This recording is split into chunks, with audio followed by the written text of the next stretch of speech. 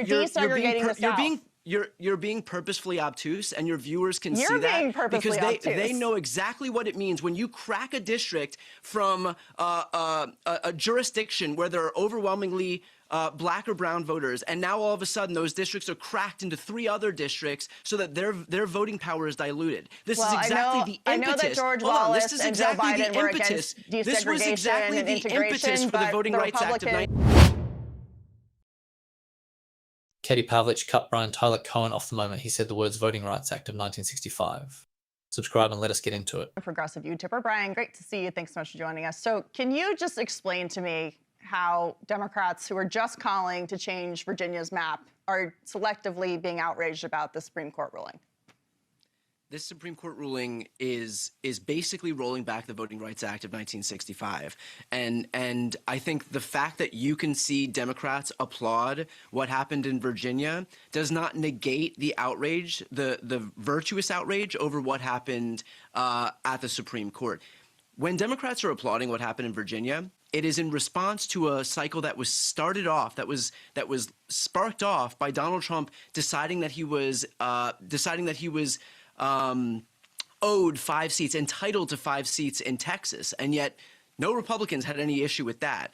They seem to just decide that if Donald Trump calls for 5 seats in Texas, that there should be no response from Democrats. In fact, I don't remember you saying anything about there being anything wrong with what was happening in Texas. So when Democrats are applauding action, a response in California, in Virginia, that is because Republicans decided to engage in this mid-cycle redistricting and push back against this entitlement that Trump felt in the aftermath of Texas. Well, first of all, in Texas, the redistricting was legal under their system, and it's still proportional. Let me finish, Brian. It was still legal, and it's still proportional to the presidential election results, far more than what we've seen by Democrats way before Texas ever decided to do something. The Voting Rights Act. That's irrelevant. That's irrelevant. You don't get to say this is a better. Brian, there's nothing in the Voting Rights Act that says you can draw districts based on race, which is exactly what Democrats have been doing in order to maintain political power in Washington. I want to go back to these maps because you say Texas started it. Well, New England, there are 0 seats for Republican representation on Capitol Hill, despite 40% of voters in New England voting for President Trump in the last presidential election.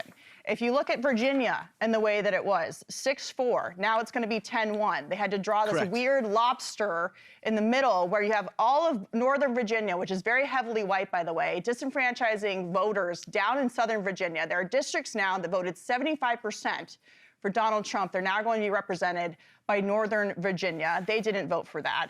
You also have Illinois, with 14 Democratic seats, 3 Republicans, when 30+% of Illinois voted for Donald Trump. So you tell me, looking at these maps, how that is a fair representation for Republican voters in states like Maine, New Hampshire, Massachusetts, et cetera.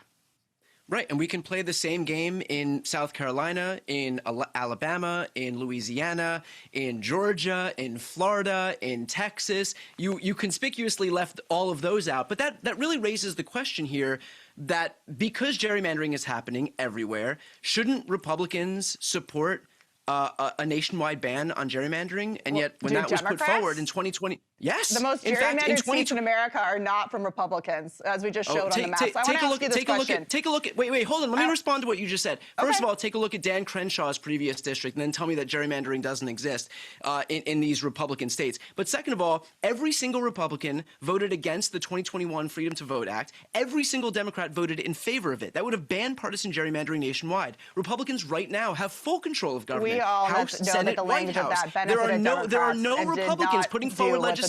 Excuse me. Let me just finish what I'm just saying. There's no legislation being put forward to ban gerrymandering nationwide. So you can, if you think it's such a scourge that you can point to New England and say that there are no Republican representatives, Republicans have the power right now to fix it, but they don't because they know that they benefit from it. And Democrats are the ones who've been doing this Democrats don't have control of government right now. Republicans do. I want to ask you this.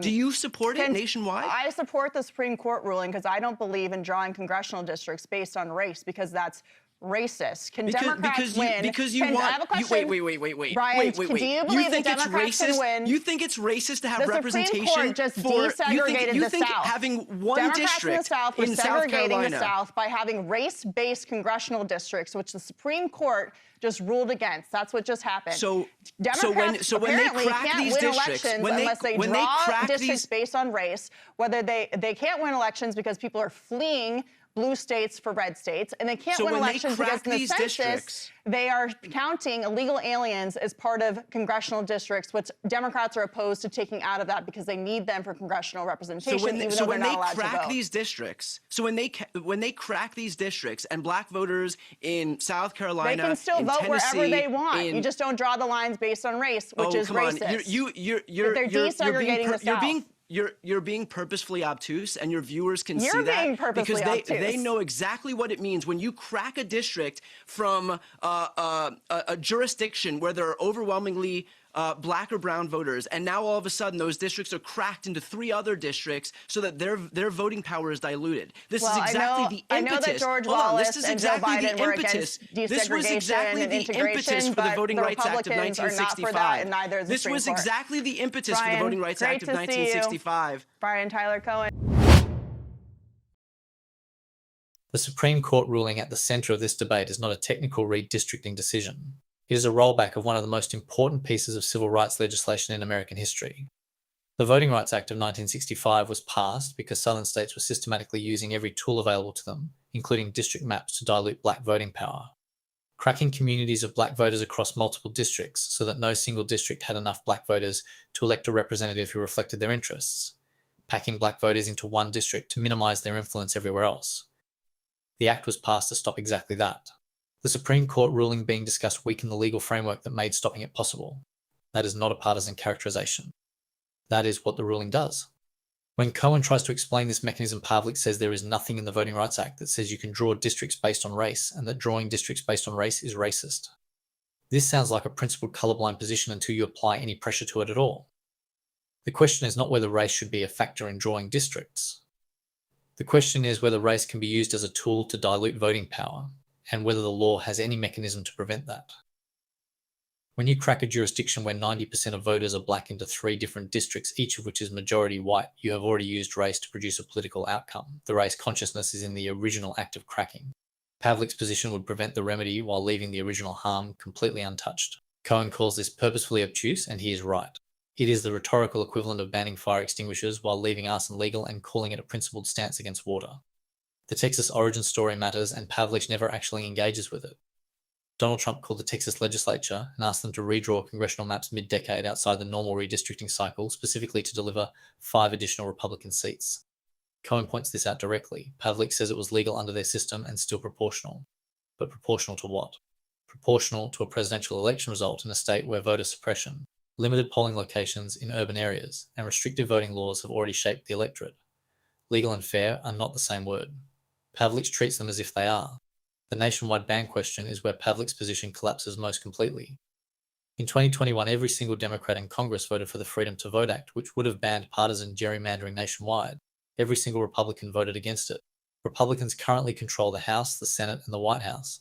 They have the power right now to pass a nationwide ban on gerrymandering. They are not doing it because they benefit from gerrymandering in more states than Democrats do, and they know it.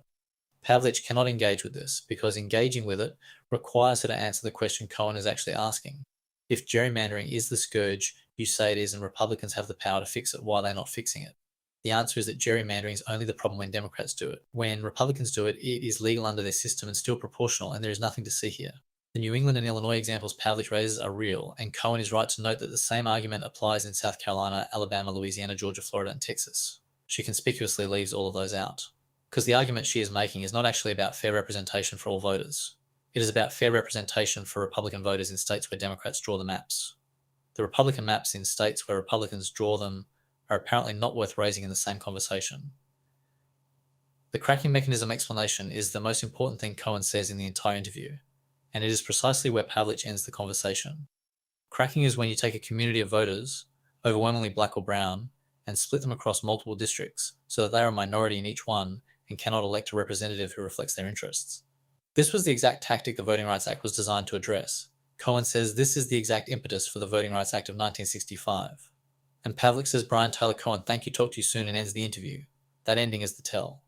The timing of it is precise. Cohen is in the middle of making a specific factual argument about a specific legal mechanism with a specific documented history.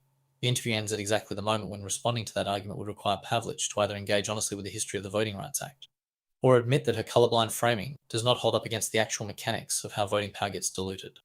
When a host cuts off a guest not because they are being rude or going over time, but because they are making a point the host has no good answer to, the cutoff becomes the argument. It tells the audience we are done here not because the conversation is complete, but because continuing it would be inconvenient for one side.